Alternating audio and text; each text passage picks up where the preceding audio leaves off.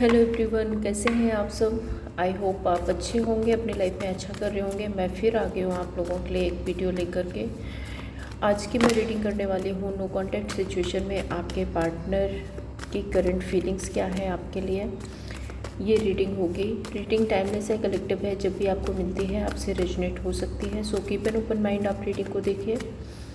ज़रूरी नहीं है कि सारी बातें आपसे रेजोनेट हो, जितना आपसे रेजोनेट होता है उतना रखिए, बाकी जाने दीजिए औरों के लिए। एंजल प्लीज़ गाइड कीजिए।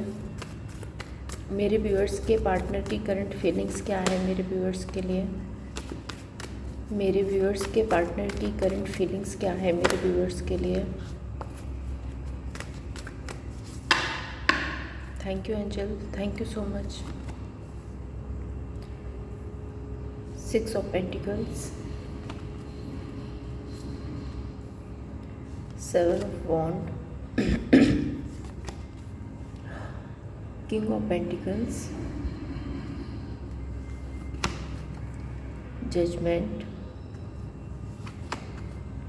Wheel of Fortune.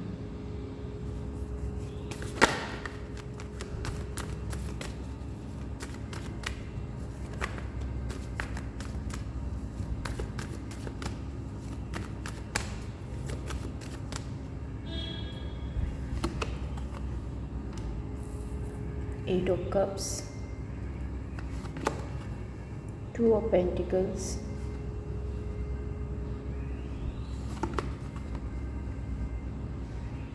Ace of Pentacles,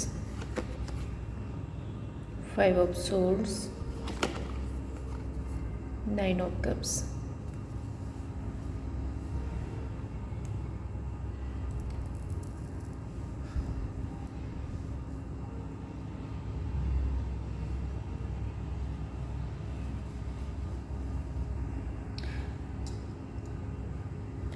जोडिक science बता देती हूँ आपको, जो है Taurus, Virgo, Capricorn, Gemini, Libra, Aquarius, Cancer, Pisces, Scorpio, Aries, Leo, Sagittarius. तो सारी ही राशियाँ यहाँ पे आ गई हैं। नंबर्स आपके लिए हो सकते हैं number 6, number 7, number 20, number 10, number 8, number 2, number 5 and number 9। ये नंबर्स आपके लिए परमानेंट हो सकते हैं। 6 ऑफ पेंटिकल्स यहाँ पे एक स्टेबल रिलेशनशिप को बता रहा है। हो सकता है कि आपका इस पार्टनर के साथ में एक लॉन्ग टर्म का रिलेशनशिप रहा हो। आप इस रिश्ते में स्टेबिलिटी चाहते थे, आप इस रिश्ते को स्टेबल रखना चाहते थे और लंबे समय तक लेकर के जाना चाहते थे, या आप मैरिज कमिटमेंट चाहते हो। बट इस पर्सन की तरफ से मुझे मूव ऑन की एनर्जी दिख रही है। 8 ऑफ कप्स में भी अपनी रिस्पॉन्सिबिलिटी से भाग रहे हैं, अपनी जिम्मेदारियों से भाग रहे हैं। Let's clarify 6 of pentacles, 2 of pentacles. हाँ, आप अपनी स्टेबिलिटी को संभालना चाहते हो, अपनी स्टेबिलिटी पर काम करना चाहते हो। इस पर्सन के साथ में एक स्टेबल रिलेशनशिप चाहते हो। आप कैसे भी करके आप ये सोच रहे हो कि किसी भी तरह से सिचुएशन बैलेंस हो जाए। 8 ऑफ कप्स। लेकिन इस पर्सन की तरफ से मुझे ऐसा लग रहा है इस पर्सन की लाइफ में कोई और भी है, और ये अपने दूसरे रिलेशनशिप की तरफ बढ़ रहे हैं और इस सिचुएशन को लेट गो करने की कोशिश कर रहे हैं। 7 ऑफ वॉन्ड एक डिफेंसिव एनर्जी है। 2 ऑफ पेंटिकल्स यहाँ पे बता रहा है कि बहुत ज़्यादा जगल किया है इस पर्सन ने, बहुत ज़्यादा जगलिंग सिचुएशन रही है मे बी आपके बीच और किसी अदर थर्ड पार्टी या थर्ड पर्सन के बीच में। Let's clarify 7 of wand.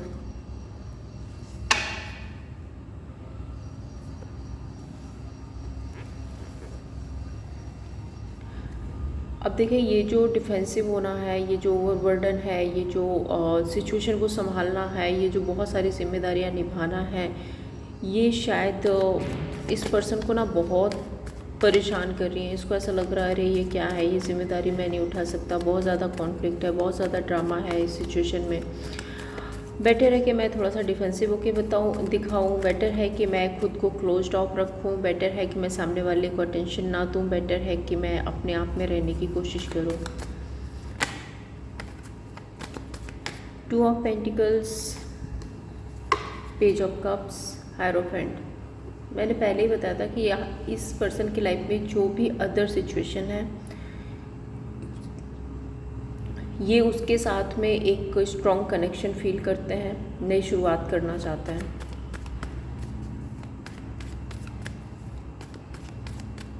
King of pentacles, मुझे ऐसा लग रहा है अपने काम, करियर, अपने बिजनेस को लेकर के काफ़ी पेशेंस के साथ पेशेंटली आगे बढ़ रहे हैं। Let's clarify.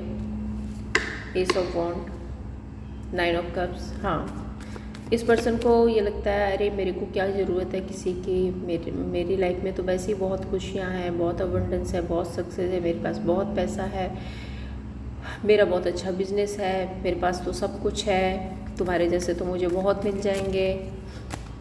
अब पता नहीं ये वर्डिंग किसके लिए आ रही है, बट है यहाँ पे इस पर्सन के माइंड में। S of pentacles, wheel of Fortune, empress.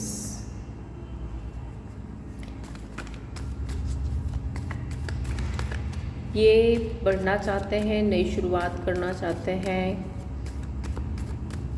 किसी अदर पर्सन के साथ में। हो सकता है कि ये पर्सन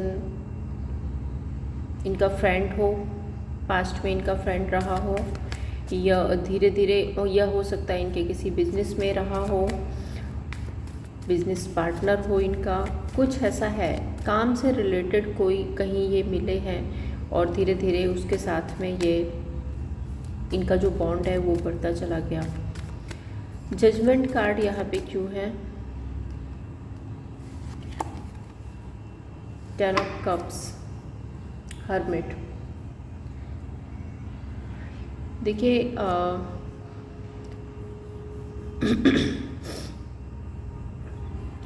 ये पर्सन इस रिश्ते में एक डिसीज़न लेना चाहते हैं। अब वो डिसीज़न ये भी हो सकता है कि ये इस रिश्ते को पूरी तरह से कट ऑफ करना चाहते हैं, जजमेंट की एनर्जी है। डिसीज़न ये भी हो सकता है कि इस रिश्ते को बैलेंस में रखना चाहते हैं। Let's clarify. 5 ऑफ सोर्ड्स,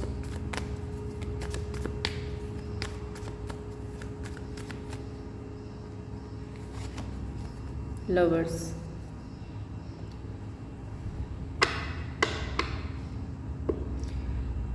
क्योंकि जो थर्ड पर्सन है, जो थर्ड पार्टी है, वो बहुत ज़्यादा कंट्रोलिंग है और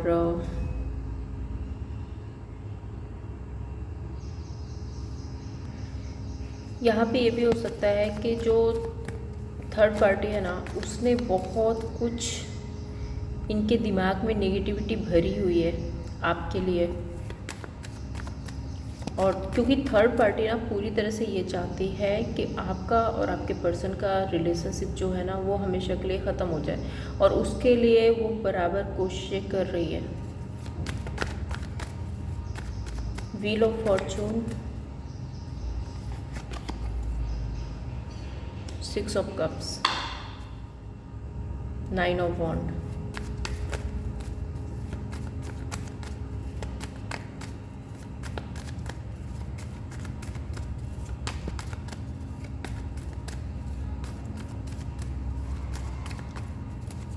ये पुरानी बीती बातों को बहुत याद करते हैं, बहुत परेशान होते हैं, समय का वेट भी कर रहे हैं। जैसे जैसे समय निकल रहा है वैसे वैसे इनको ऐसा लगता है कि और ज़्यादा प्रॉब्लम्स क्रिएट होती जा रही हैं इस रिश्ते में। 9 ऑफ कप्स यहाँ पे क्यों है?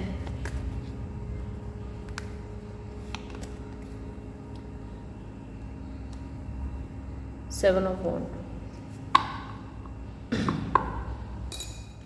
भाई ये इंसान ना किसी भी तरह की जिम्मेदारी नहीं उठाना चाहता अभी फ़िलहाल के लिए। अभी इसको सिर्फ ये है अपनी लाइफ में मस्त रहो, व्यस्त रहो, अपनी लाइफ को एंजॉय करो, क्योंकि अभी इनके पास सब कुछ है ना, सब कुछ है। ये इंसान मुझे फुलफिल दिख रहा है। सक्सेस हो सकती है, अच्छा काम हो सकता है, अच्छा करियर हो सकता है, आसपास लोग हैं, लोगों की अटेंशन मिल रही है।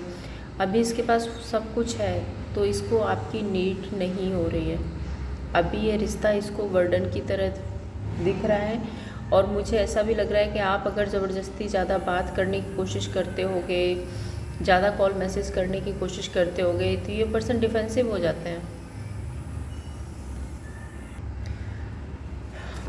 इस इंसान के इंटेंशंस क्या है मेरे व्यूअर्स के लिए। एंजल प्लीज़ गाइड कीजिए मेरे व्यूअर्स के लिए इस इंसान के इंटेंशंस क्या हैं। हायरोफेंट, द सन,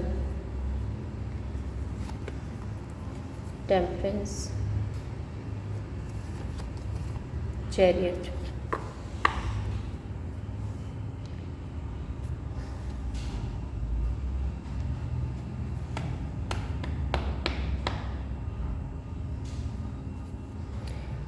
हायरोफेंट अपनी इंट्यूशन की सुनने की बात करता है। हायरोफेंट एक ऐसी एनर्जी है कि हो सकता है कि ये किसी से गाइडेंस ले रहे हों इस रिश्ते के बारे में, मे बी किसी लॉयर से, मे बी फ्रेंड से, अपने किसी बड़े से, किसी से तो गाइडेंस लेते हुए नज़र आ रहे हैं। Let's clarify hierophant.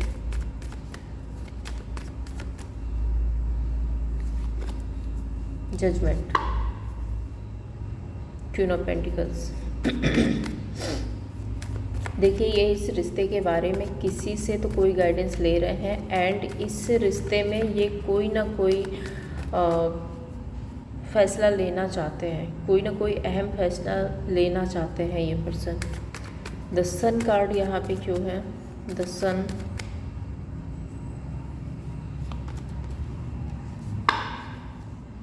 ये इंसान क्लियर है कि इसको इस रिश्ते से मूव ऑन होना है, क्लियरिटी है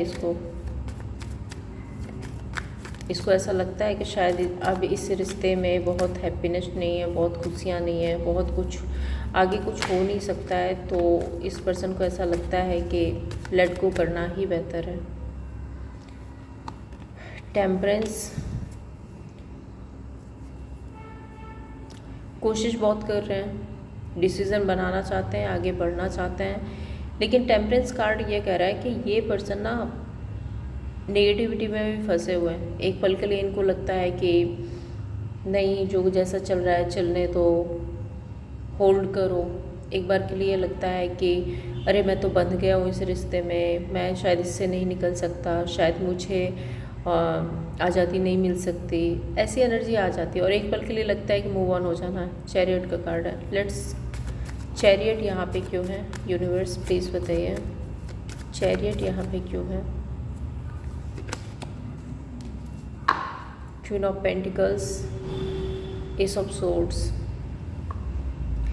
चैरियट का कार्ड यहाँ पे ये बता रहा है कि इस पर्सन को क्लियर कट, मैं देखो मैं बता रही हूँ, मैं ये जो सोर्ड्स की एनर्जी है ये एक ऐसी एनर्जी है, इस पर्सन को ऐसा लगता है कि अब इस रिश्ते में जो होना है बस वो हो जाए। Juggling, in and out, back and fourth, ये सारी सिचुएशन बहुत ज़्यादा हो गई है, बहुत ज़्यादा हो गई है। अब इसमें डिसीज़न ये हो सकता है कि इस पर्सन को लगता है कि अगर रिश्ता बनना है तो बन जाए क्लियरिटी के साथ में, और अगर लेट गो करना है तो क्लियर कट इसको लेट गो कर दिया जाए।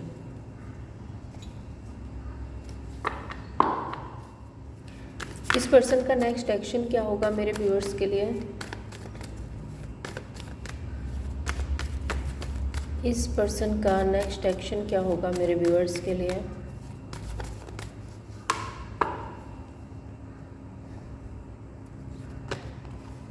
Empress, devil, two of cups,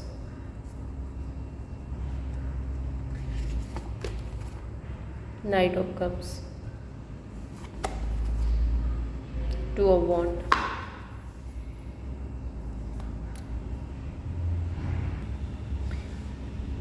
ये कार्ड्स यहाँ पे ये बता रहे हैं कि हो सकता है कि आप बहुत मदरली नेचर के हैं, या फिर आपके बच्चे हैं, या फिर आपने एक मदर की तरह इस पर्सन की केयर की है, तो आपकी उस नर्चरिंग एनर्जी से ये पर्सन ऑब्सेस्ड हैं। एंड यहाँ पे टू ऑफ कप्स आ रहा है, तो हो सकता है कि आपसे बातचीत करें, हो सकता है कि आपको कुछ ऑफ़र करने की बात करें। अब देखो ये नाइट की एनर्जी है, मुझे ये यहाँ पे मैं क्लियर नहीं कर सकती कि नाइट की एनर्जी में इंसान परमानेंट आएगा, स्टेबल रहेगा या नहीं रहेगा। दूसरा कप की एनर्जी है, तो कप्स की एनर्जी तो ऐसी होती है, ये इमोशंस होते हैं, आज हैं और कल नहीं है। तो मुझे कुछ भी ऐसा सॉलिड इस पर्सन की तरफ से नहीं दिख रहा है। हाँ, ये ज़रूर है कि आपके उस नर्चरिंग एनर्जी को, नर्चरिंग नेचर के ये एडिक्टेड हैं और इसलिए शायद ये फिर से आपके पास आए, बातचीत करें। टू ऑफ वॉन्ड यहाँ पे रिप्रेजेंट कर रहा है कि ये एक पॉज में चले जाएंगे, एक वेटिंग एनर्जी में चले जाएंगे, क्योंकि वेटिंग एनर्जी में जाना भी एक नेचुरल है। आपका कोई इंसान कब तक वेट करेगा?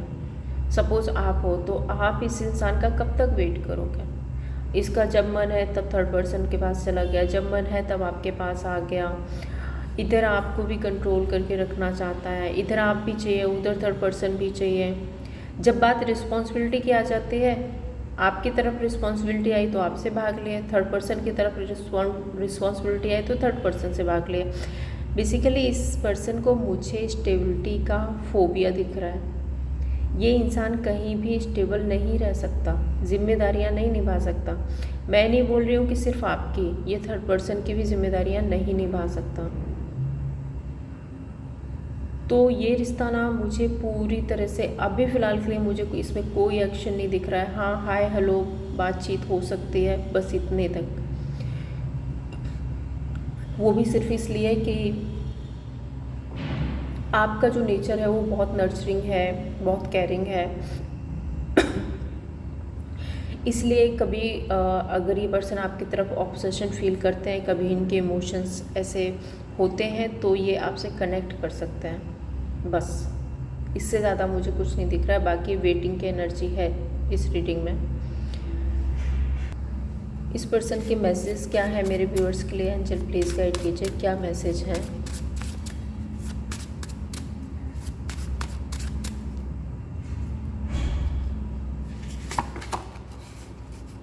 I want to let go.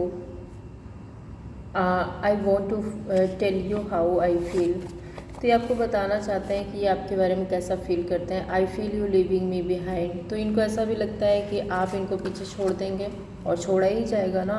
आपको कोई आपका इतनी देर तक कैसे वेट कर सकता है, इतने टाइम तक कैसे वेट कर सकता है? I left you before you could leave me. तो इनको लगता है कि इससे पहले आप इनको छोड़ें या आपको छोड़ देंगे। I wish I treated you better. तो इनको ये भी फील होता है कि शायद काश इन्होंने आपको अच्छे से ट्रीट किया होता। बेसिकली इस इंसान के साथ मुझे एक और प्रॉब्लम दिख रही है कि ये इंसान ना बहुत ज़्यादा ईगोइस्टिक है। गलतियाँ भी करता है, गुस्सा भी करता है, कंट्रोल भी करता है। जो भी करना है इस इंसान को अपने मन से ही करना है। अगर आपने उसमें कुछ भी कर दिया वो बहुत गलत बात होगी। ये कुछ भी करते रहें, आप माफ़ करो, क्योंकि आप तो मदर इंडिया हो। आप इनको माफ़ करते रहो, और ये जब चाहें तब आप इनको नर्चर करो, और इनके साथ ये जैसा चाहें वैसे आप रहो। I regret lying to you. Regret करने से क्या होता है? जब इंसान संभलता नहीं है, जिम्मेदारियां नहीं लेता है, ठीक होने की कोशिश नहीं करता है, तो सिर्फ गिल्ट और रिग्रेट से क्या होता है? I wish you would come back. तो इनको ऐसा लगता है कि शायद आप इनकी लाइफ में वापस आ जाओ, और शायद तभी ये वेट कर रहे हैं यहाँ पे। ओके, ये आपके पास नहीं आएंगे, आप इनके पास आ जाओ, ये एनर्जी। और वही मुझे कंट्रोल दिख भी रहा है कि आप इनके पास चले जाओ, और उसके बाद में फिर ये जैसे चाहे वैसे आपको चलाएंगे, फिर ये जैसे चाहे वैसे आपको कंट्रोल करेंगे। ओके, देखते हैं यूनिवर्स की गाइडेंस क्या है आपके लिए। यूनिवर्स की गाइडेंस क्या है इस रिलेशनशिप में आपके लिए? एंजल प्लीज़ गाइड कीजिए मेरे व्यूअर्स के लिए, यूनिवर्स की गाइडेंस क्या है इस रिलेशनशिप में?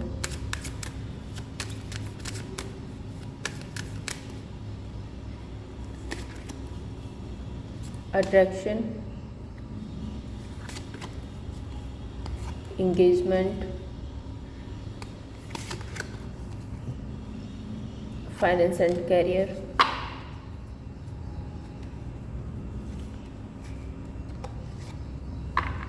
Unrequired love. तो यूनिवर्स आपसे कहना चाहते हैं कि आपके रिलेशनशिप में जो केमिस्ट्री, जो अट्रैक्शन होना चाहिए वो शायद इनफ नहीं है। एंड कुछ सिचुएशन में ना फाइनेंसेस और कैरियर भी आपके रिलेशनशिप में है जो बीच में आ रहा है। दूसरा, कुछ लोगों के लिए हो सकता है इस पर्सन की मैरिज एंगेजमेंट हो रही हो या ये किसी और रिश्ते में जा रहे हो, बजाय हो सकता है फैमिली की तरफ से या किसी तरह से अगर ये इनकी मैरिज एंगेजमेंट हो रही है तो इसलिए भी ये ऐसा बिहेव आपके साथ में कर रहे हैं। तो ये थी आप लोगों के लिए रीडिंग। अगर आपको पसंद आई हो तो लाइक एंड सब्सक्राइब कीजिए। Thank you so much.